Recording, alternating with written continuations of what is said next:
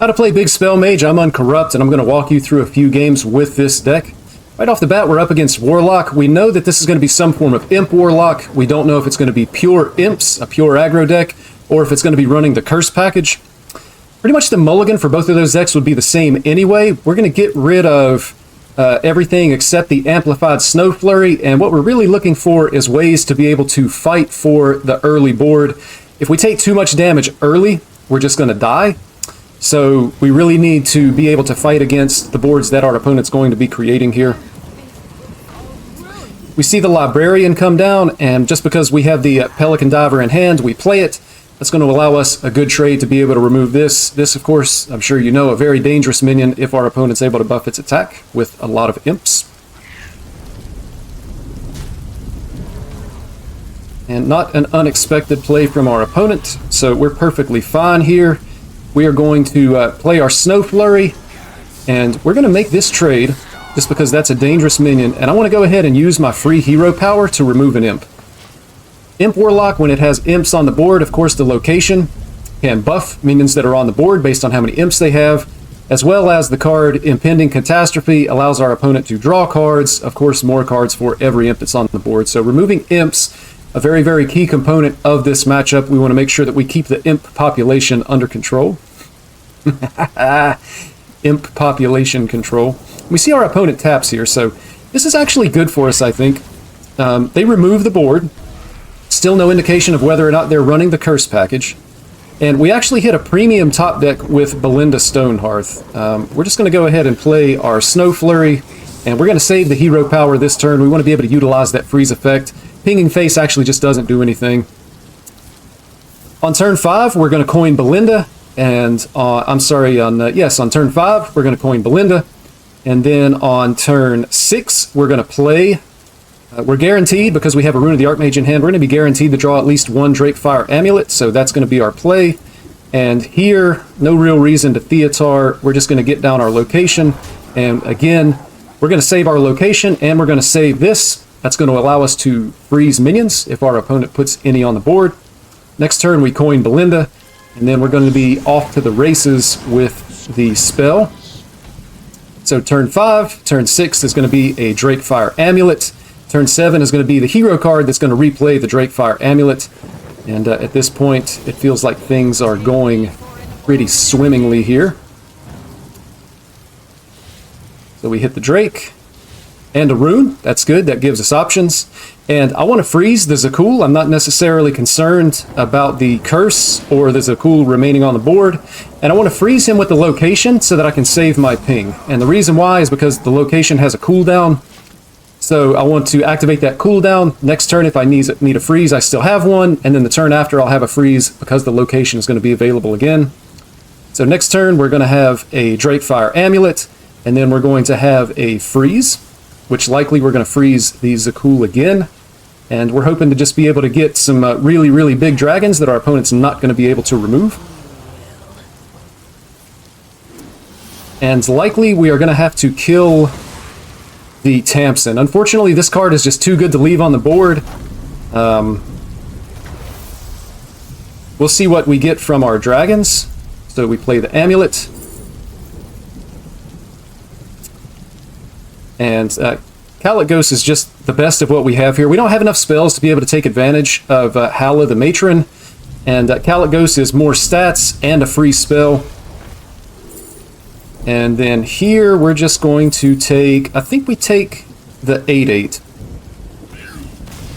And you can see our opponent actually just concedes. I think the 8/8 was going to be the play there, but this was going to put us in a dominant position that our opponent was not going to be able to come back from. This game really showcases the strength of Belinda and being able to get those 5-cost spells. Right back for another game, this time against Demon Hunter. We're definitely not keeping both Pelican Divers. I'm not even sure that we keep one Pelican Diver. Demon Hunter probably not doing anything turn 1, turn 2 that we would want to be able to use this for. We want to have access to other cards in our deck, and if you just play it on turn 1, it hatches turn 2, and they can kill it with a hero power. The 4 damage, really just not that important. So we're going to look for other things. Ideally, we would like to have something like a Amplified Snow Flurry, Location, or Belinda. And unfortunately, this game we're drawing all of our 4-cost minions, so it's going to be a little while before we have any decisions. Again, I don't expect our opponent to do anything on turn 2, so we're not going to play the Pelican Diver. We're just going to spend our mana by using our hero power, sneak in that 1 damage face. Next turn, if we still don't have anything to do, we'll likely play this in hero power. Possibly we can, get a trade on some kind of a minion that's on the board. And that's exactly what we're going to do. We're going to get down the Pelican Diver, and we're going to ping our opponent in the face. Likely going to be a Relic of Phantasms, which is going to give them 2 1/1s and 2 2/2s. In which case we'll be able to get a trade for a 2/2. Possible they don't have... They have second Relic Vault. That's interesting. Likely this card kept in the mulligan is going to be a Relic of Dimensions, so they can go coin, location, and dimensions to be able to get a lot of free stuff. I think we just want to Deep Water Evoker, get something big in our hand, and gain some armor, and then we pass it back to our opponent. So this game in particular, not a whole lot of decisions just based on what we have in our hand.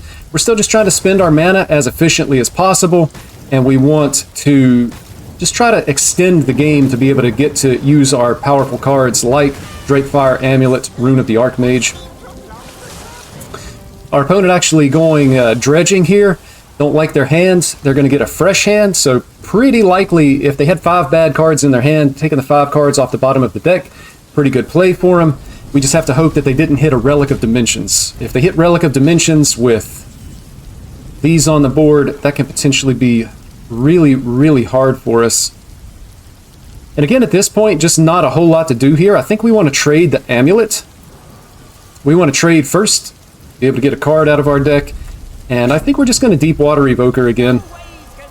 Gain some more armor. We've drawn another Amulet. Likely this could be on the trade block again, just because it's going to be so many turns before we would be able to use it. Unfortunately, we do see our opponent did hit a Relic of Dimensions, so very good play by them to recognize that their hand was not good and to play the Finley to get a better hand. And they're certainly looking to be in a significantly better spot now. Ideally, at this point, we would like to draw a Barbaric Sorceress. Almost guaranteed they're going to have a spell in hand that we would be able to reduce our Drakefire Amulet.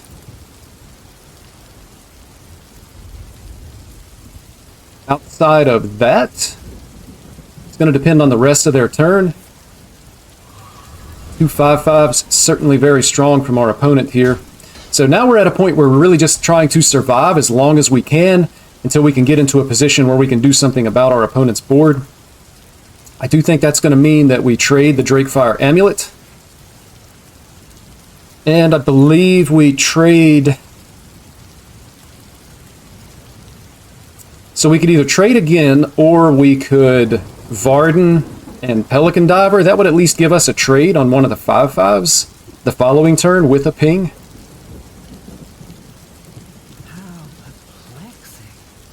And I believe that's what we're going to do here. And then the question is, where does this damage go? I don't think we care about the 1/3. We're just going to hit our opponent in the face. Could have considered trading here and then trade like this, and then boom, hero power to remove the threats. Unfortunately, it feels like we're behind in this game. We've missed on our power spikes in both Belinda and Barbaric Sorceress, and we would probably rather have a Rune of the Archmage be discounted, more so than a Drakefire Amulet. So, unfortunately here now, we're not going to be removing the 5/5s. And we are in just a really, really tough spot. So Reckless Apprentice clears both of these and will still allow us a trade here. So we definitely want to Reckless Apprentice. Could play it along with the Bran. Probably our strongest play. They're going to feel forced to remove the Bran if we play it, and we're really not going to get a whole lot of value out of it otherwise. So we're going to go ahead and do that. This is also going to make sure that our Mordresh is active. If we draw Mordresh, then we will be able to clear the board, assuming our opponent makes another big board that we would want to clear. And we're going to take this trade and pass turn. So again, we're really just trying to not take damage here. We're trying to survive, and we really need to get into some of our power cards to really make it happen this particular game. So you can see, this entire game I felt like I'm on the ropes. Unfortunately, our opponent is ahead, we're not able to catch up, and we're really just trying to stall and draw out the game until we can get something really good to be able to play into our opponent. And again, at this point, we're probably really looking for Rune of the Archmage. Best draw next turn is, of course, going to be Mordresh, which would allow us to clear the board, deal 10. If we draw Rune of the Archmage, then we're not going to be able to play it next turn because it's only going to be turn 8. So we're really just waiting to see what our opponent does. And then again, we're just going to be trying to answer it. Next turn, it might even just be come down to trading the Drakefire Amulet. Potentially, we could draw Rune, trade the Amulet, and hit a Barbaric Sorceress. And discount the Rune. So really at this point, you know, a lot of people will look at this and they'll say, well, Hearthstone is all luck. It all depends on what you draw off the top. But we want to make sure that we're playing to our outs. Sometimes, yes, it's pure luck and luck is good. But sometimes you have to set yourself up to get lucky. So here, we drew the Barbaric Sorceress, so that's a good top deck, but we're also almost halfway through our deck, so it's not unreasonable that we would draw this up to this point. So I think, rather than trading the Drakefire, we just play the Barbaric Sorceress and hope to hit a spell that will discount this to a level that we'll be able to play it this turn immediately. And then we'll be able to replay it next turn with the Parrot. And we did. We hit a 2-cost spell. So again, we're just playing to our outs. And we're going to take... I think we want the biggest body. Which would be the 8/8. I think we need the 8 attack. It could possibly be removed at only 8 health. But if we're going to gain 4 health, we're going to sacrifice 4 attacks. So we're going to take the 8/8. And we're going to take... I guess a second 8/8. So unfortunately, a little bit of low rolls on the dragons here. They are big bodies, but you know, no rush, no taunt, no Caligos that would allow us to play a free spell to start our turn next turn. But our opponent now likely looking to deal with the board. Unfortunately, with both locations and Relic of Extinction, our board is probably not going to survive here. And so good order for our opponent. And they're going to be able to make this trade.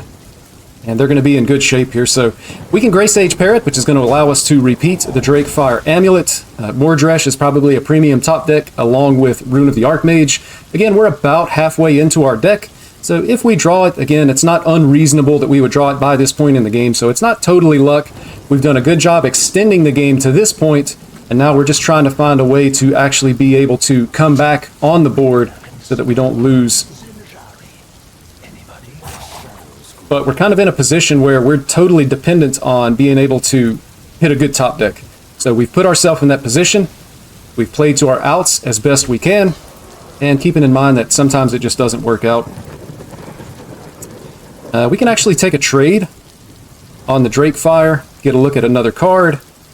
And we hit Rune of the Archmage, but unfortunately we don't have the mana for it, so our best chance of being able to survive, our opponent has exact lethal, is we are going to have to play the Grey Sage Parrot.